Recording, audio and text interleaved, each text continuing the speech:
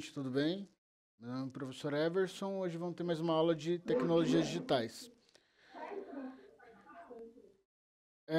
Pessoal, seguinte, semana passada eu deixei aberto para vocês realizarem uma avaliaçãozinha, né?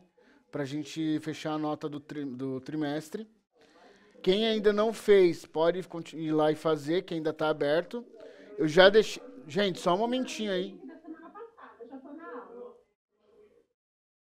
Vamos lá. Sem problema. Quem ainda não fez, realize a atividade até hoje sem falta, tá? E quem já realizou, já está disponível agora uma atividade de recuperação, onde são 6 perguntas que vocês têm que responder até amanhã, tá ok?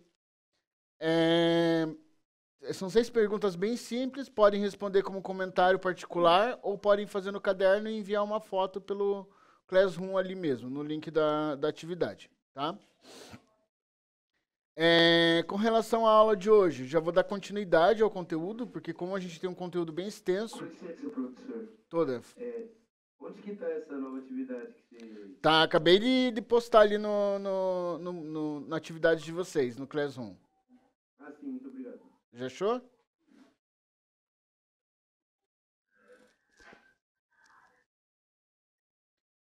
Agora, professor? Não, essa atividade vocês vão fazer em casa e vão me enviar até amanhã, tá bom?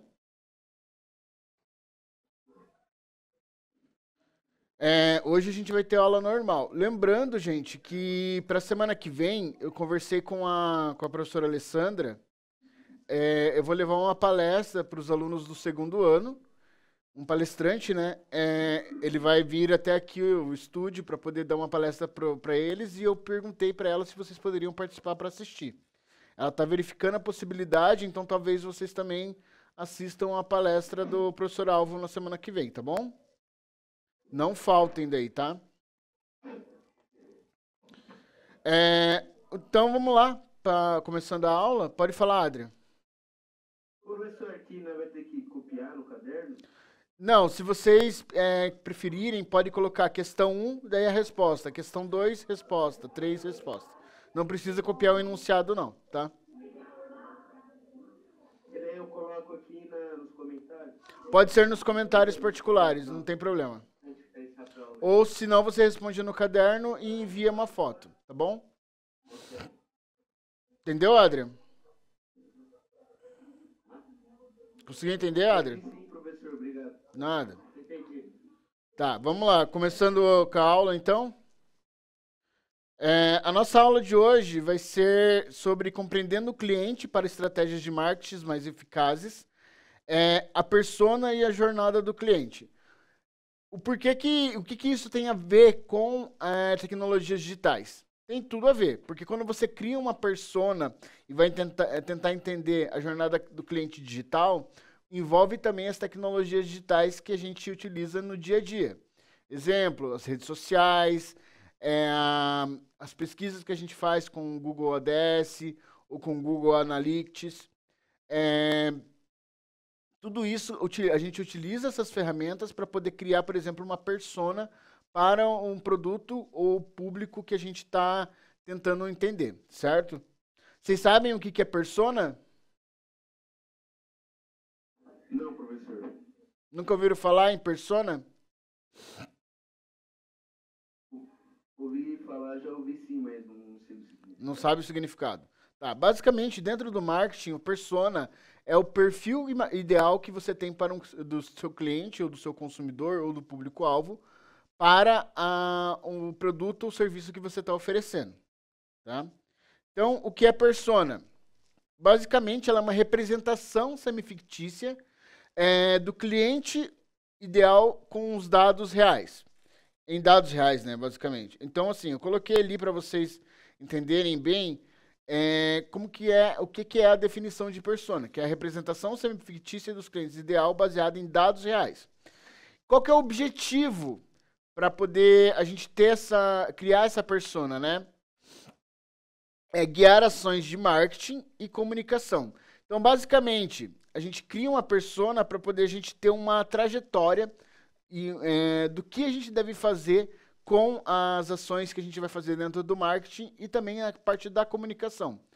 A persona substitui o público-alvo? Sim ou não? E aí, gente? A persona Sim, professor. substitui o público-alvo? Sim ou não? Não. A gente vai ver que tem uma diferença entre persona e público-alvo. A persona, como o nome já diz, é uma representação semi-fictícia. O público-alvo em si, ele é de verdadeiro, ele é de verdade, são pessoas reais. Então, a persona é só uma invenção de um público, suposto público que a gente tem interesse. Não tem problema, Adriano, você está aí para errar mesmo. É assim que aprende. Continuando. Diferença entre persona e público-alvo, que eu coloquei aqui para vocês. Então, o público-alvo é um grupo amplo e demográfico. Como que a gente identifica o público-alvo? A gente identifica o público-alvo através de localização, a gente identifica o público-alvo através de dados demográficos, né? Sabe o que é dados demográficos, né? Vocês já viram isso em geografia? Sim ou não? Vamos lá, gente. Dados demográficos, sabem o que é? Certo.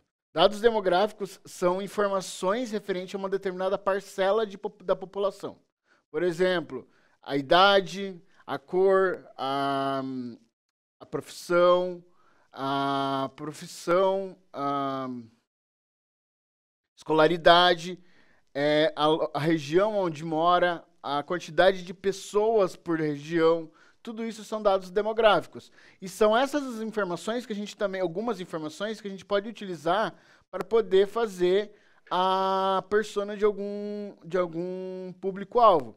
Aqui eu coloquei um exemplo de público-alvo, como mulheres de 25 a 35 anos. Isso é um dado dentro de uma demografia que a gente utiliza como de interesse para público-alvo, certo? Então, por exemplo, eu estou lançando algum produto onde as mulheres entre 25 e 35 anos são o público-alvo do nosso produto ou serviço.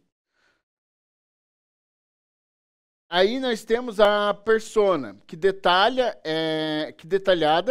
inclui motivações, dores e hábitos. Então, além dos dados demográficos, a gente inclui outras questões dentro da persona para poder dar uma característica mais real para ela e a gente tentar entender como que funciona esse nosso público-alvo, né? Como que seria o nosso público-alvo ideal. Aí nós temos um exemplo ali, que é a Mariana, que tem 29 anos, ela é analista de marketing e ela busca um equilíbrio entre a carreira e a vida pessoal. Percebem a diferença entre o exemplo do público-alvo, que é muito menos detalhista, do que o exemplo da persona? Percebi sim, professor. É uma diferença um pouco grande. Isso aí. Aí nós temos os elementos de uma persona. Quais seriam? Primeiro, nome fictício. Então a gente vai dar um nome para essa pessoa, né? Para essa persona, para essa pessoa que a gente está criando, que seria o cliente ideal. A idade e a profissão. Então, além do nome, a gente vai dar uma idade. Por exemplo, uma pessoa de 25 anos, 35, 40, 50, 18, 15. Vai depender até criança. A gente pode criar uma persona de criança. Um bebê de 3, 4 meses. Uma criança de 5 anos. Então, assim, tudo vai depender do que você está buscando dentro dessa persona. Aí nós colocaremos... Desculpa. Colocamos os objetivos. Daí seria... qual que é o objetivo dessa pessoa dentro que se aproxima do produto que você está vendendo. Além disso, quais são os desafios dessa pessoa, né? Os desafios e as dores dela. E quais os canais preferidos? Por exemplo, se ela utiliza YouTube, se ela utiliza Instagram, Facebook, TikTok, Twitter, ou X, né? Quais são esses canais para a gente poder identificar onde procurar o nosso público-alvo também. E como que você cria uma persona? Basicamente, a gente pesquisa clientes reais, aí a gente coleta esses dados no mercado, aí a gente realiza entrevistas e questionários, E aí, através disso, a gente consolida todas essas informações. Basicamente, gente, não sei, vocês estão no primeiro ano ainda, então provavelmente ainda vocês não têm análise de mercado, né? Não? Então, basicamente, Não. isso que a gente está fazendo é uma análise de mercado para a gente identificar o público-alvo. Só que a única diferença é que com esses dados, ao invés de identificar diretamente o público-alvo, a gente vai estar criando a persona para poder depois, futuramente, definir qual que vai ser o nosso público-alvo para poder fazer demandar o produto, né? Estão conseguindo acompanhar? Tá tudo certo? Facinho esse negócio de persona, né? Aí aqui eu trouxe um exemplo de persona para vocês. Então esse daí é o Lucas, ele tem 32 anos, ele é empreendedor digital e o objetivo dele é aumentar as vendas online. Então assim, ele já é um empreendedor, ele já tem uma cartela de clientes e o objetivo dele basicamente é aumentar as vendas dele de forma mais online, né? Quais que são as dores dele? Então, as dores dele são a falta de tempo e conhecimento técnico. Apesar do Lucas ele ter já a empresa dele, já empreender dentro do mercado digital, ele tem interesse de aumentar as vendas, mas ele não tem o conhecimento técnico. O que ele poderia fazer para poder mudar isso, né? De repente, você poderia... essa questão do falta de conhecimento técnico se encaixaria bem, por exemplo, dentro de uma empresa que se chama Rock Content. Acho que já passei para vocês, não passei? Já falei sobre elas? Não, professor, Não? A Rock Content é uma empresa que ela vende cursos online de marketing e gestão. E aí eles trazem também várias pesquisas dentro da área de marketing. Eu vou trazer algumas coisas para vocês verem futuramente do Rock Content, que é bem interessante. Inclusive, tem cursos gratuitos. Se vocês tiverem interesse, depois eu passo a página para vocês estarem fazendo alguns cursos deles. Eles geram certificado. É bem legal, assim, o que eles fornecem. Então, assim, por exemplo, seria o perfil ideal, por exemplo, para Rock Content. Por exemplo, de um cliente que queira se especializar, que queira melhorar as suas condições dentro do mercado. E ali, por último, ele colocou quais os canais que ele utiliza. Então, se ele quer aumentar as vendas online, ele não tem que simplesmente focar somente ali no Instagram, no YouTube ou no e-mail. Ele teria que focar em qual mais redes sociais para poder conseguir abranger e aumentar a quantidade de consumidores do trabalho dele. Eu acho que vários aplicativos, né? Tipo o TikTok, né? Twitter, né? O X, né? Isso. E quais as ferramentas que ele poderia utilizar para poder trazer mais engajamento dentro da empresa dele? A gente falou sobre algumas na última aula. Vídeos, né? Os vídeos. Que tipo de vídeo seria? Com gatilho, né? Com gatilho. Mas tem um nome específico. Alguém lembra qual é?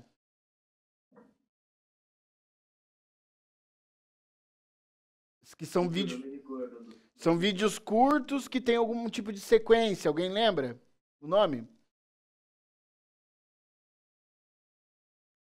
Storyline. Lembram dele? Eu falei, a gente trabalhou isso na última aula. Então, por exemplo, ele poderia usar esses storylines para poder criar vídeos curtos referenciando a empresa dele de forma digital. Trabalhando com Reels também, dentro do TikTok, do próprio Instagram. O YouTube não tem vídeos curtos, mas ele poderia, por exemplo, tentar engajar mais, trazendo para as redes sociais o link do YouTube dele. Então, tudo isso ajuda ele a tentar traçar uma melhoria dentro da própria área dele ali, né? Aí, o que é a jornada do cliente digital? É basicamente o caminho que ele está perseguindo dentro da internet. Então, o caminho que o consumidor percorre desde o primeiro contato até a compra de fidelização. Ou seja, quando você se torna, como que você sabe qual que é o caminho que você vai percorrer para poder realizar uma compra digital? Alguém sabe? Qual que é o primeiro passo que você faz quando você vai pesquisar algum produto para realizar uma compra digital? Alguém lembra? Quando você, por exemplo, Carlos, Você vai entrar ali vai realizar uma compra de, sei lá, um anime, um, um mangá dentro da internet. Não sei se você gosta, mas se você gostar, daí você vai lá comprar seus mangás dentro da internet. Qual que é o primeiro passo que você vai fazer? Analisar, não é? Oi? Analisar. Analisar. Aí, através da onde que você vai analisar, fazer essas análises?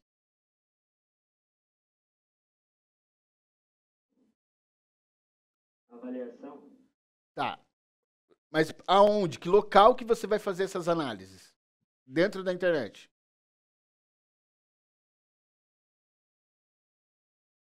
No Google. Você não vai entrar no Google para pesquisar? Então, essa é a primeira parada no seu caminho, o Google. Aí tá, o Google vai abrir várias opções de compras para você de mangá. E aí é aí que você vai começar a clicar nessas opções e vai começar a analisar valores, vai começar a analisar tempo de entrega, vai começar a analisar vários outros fatores que possam te chamar a atenção para daí você escolher aonde vai ser comprado. Daí depois que você escolheu o local, existem outras questões que você vai definir. Por exemplo, o primeiro contato com a empresa, realizar o pagamento, escolher as opções de quais mangás você quer comprar, e aí futuramente, depois, passar por todo o processo deles encaminharem o produto, você finalizar o pagamento, encaminharem o produto, você receber, e daí eles saberem se você teve ou não alguma satisfação com o recebimento do produto que você recebeu. Deu para entender como que é a jornada do cliente digital? Entendi sim, professor, entendi sim. E aí, Carlos, conseguiu entender? Entendi. Entendeu? Beleza. E aí nós temos as etapas do cliente, que foi que eu falei lá, que é a descoberta, a consciência, né? O cliente ele percebe um problema ou uma necessidade, e aí ele vai entrar na questão da consideração, que é pesquisar por soluções. Ele vai entrar na internet, vai realizar o processo de compra, vai realizar o processo de pesquisa e depois ele vai ter o quê? Uma decisão, que é basicamente a escolha e a compra do produto. E aí depois, por fim, vem o pós-venda, que existe o suporte e a fidelização, né? Conseguiram acompanhar como que são essas etapas do cliente? Eu acho que o Carlos precisa entender mais. Ele está me fazendo algumas perguntas. O que você está perguntando, Carlos? Esse cara aí é fã, professor, é fã. Não entendi. Esse cara aí é fã, é mentira. Tá bom, então. E aí nós temos ali a jornada do cliente versus o funil de vendas, que basicamente a jornada é o foco no ponto de vista do cliente e o funil é o foco na estratégia da empresa. Então são duas coisas diferentes. Eu trouxe um funil aqui para vocês darem uma olhada, onde no topo do funil a gente tem a atração e a conversão, que é basicamente aquela primeira parte das etapas do cliente, certo? Aí depois a gente tem o meio do funil, que é o relacionamento, que é o contato do cliente com o vendedor, né? E por fim, aí a questão, quando você finaliza a venda, quando você entra, decide o que você quer comprar e realiza o processo de venda lá, beleza? E aí, ponto de contatos digitais. Então, o que são esses pontos de contatos digitais? Redes sociais, sites e blogs, né? E-mail marketing. Alguém já recebeu e-mail marketing? Sabe o que é?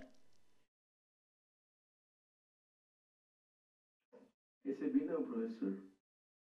Recebeu não? Você nunca recebeu, você tem conta em banco já, Adrian?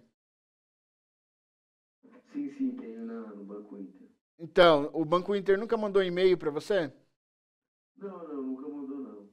Tem certeza? Você nunca olhou na caixa de spam para ver se não tem e-mail do Banco Inter lá? Não. Então. Provavelmente o Banco Inter... Nunca chegou. não sei, porque assim, ó. A partir do momento, principalmente os bancos digitais, o meio de comunicação que ele tem, na maioria das vezes, é o próprio e-mail marketing. Então, assim, você pode estar entrando em contato pelo WhatsApp com eles, mas eles mandam as ofertas geralmente por e-mail para você. Então, não só os bancos, né? Por exemplo, o serviço de streamings também, Netflix, Prime Video, Globoplay, a HBO Max, todos os outros serviços de streaming também se relacionam através de e-mail marketing muitas vezes. Chatbots. Oi? Não pode falar, você pode falar. Não, o que você tinha falado? Não, eu ia falar que eu já recebi de canais de streaming, tipo, da Netflix, né? Viu como que você recebeu e-mail marketing, então? Esse é o e-mail marketing. Ele é disparado normalmente através de um sistema que a gente chama de CRM, que é um sistema que engloba todas as informações do cliente e através dessas informações a gente consegue disparar várias mensagens, tanto por WhatsApp quanto por e-mail ou até por ligação mesmo. Aí nós temos o chat. Eles mandam. Ah, ele paga a sua fatura, né? Isso, também. Aí nós temos o chatbots e também os anúncios pagos. Que daí que engaja também aquela questão do Google ADS, né? Ou tráfego pago, né? Que a gente costuma falar também. Aí a gente tem integrando persona à jornada. Então, assim, basicamente, a gente define o conteúdo e os canais para cada etapa. Aí a gente adapta a linguagem e as ofertas. E depois a gente garante uma experiência personalizada. Por que é importante a gente adaptar a linguagem e a oferta para depois garantir essa experiência? Porque através dessa adaptação a gente vai entender como que o que o cliente quer e como que ele quer ser atendido. A partir disso é que a gente vai garantir essa experiência personalizada. A gente vai entender como a gente deve atender esse determinado cliente. Beleza? Aqui eu coloquei até um histogramazinho ali, um fluxogramazinho de como que é a jornada, como que você integra o persona à jornada do cliente, né? Você vai colocando as fotinhas, né, várias etapas do funil de vendas ali. E aqui eu tenho um exemplo prático de persona para vocês, por exemplo, que é a Ana, que tem 27 anos, que busca um curso online de fotografia. Aí qual que é a jornada dela? Ela tem a descoberta que ela vê o anúncio no Instagram, ela tem uma consideração que ela lê artigos no blog e a decisão dela que é a compra após assistir o webinar. Webinar gratuito. Então, com todas essas informações, ela consegue, a gente consegue atrair a Ana, né? E futuramente ela finalizar a compra dela através dessas informações que ela encontra na internet. Aí, quais são os benefícios de trabalhar com persona e jornada? A melhor segmentação. Por exemplo, com a persona a gente consegue definir como que seria nosso público-alvo e basicamente a gente consegue segmentar o nosso mercado, né? Segmentar nosso público-alvo. Vocês sabem o que é segmentação de mercado, né? O que é? E aí, o que é a segmentação de mercado? Alguém sabe? Alguém lembra? O André sabe, senhor. Eu vi ele balançando a cabecinha lá. O que é, Adrian? Oxe, professor, não balancei a cabeça, não. Ah, tá É bom. o processo de dividir o mercado amplo de grupos menores e mais abrangentes. Pegou da internet é fácil, né, querido? Mas é bem isso. Então, assim, basicamente, segmentação é dividir, né? Você vai pegar um mercado e dividir ele em vários grupos para poder você tentar identificar qual deles vai ser seu público-alvo.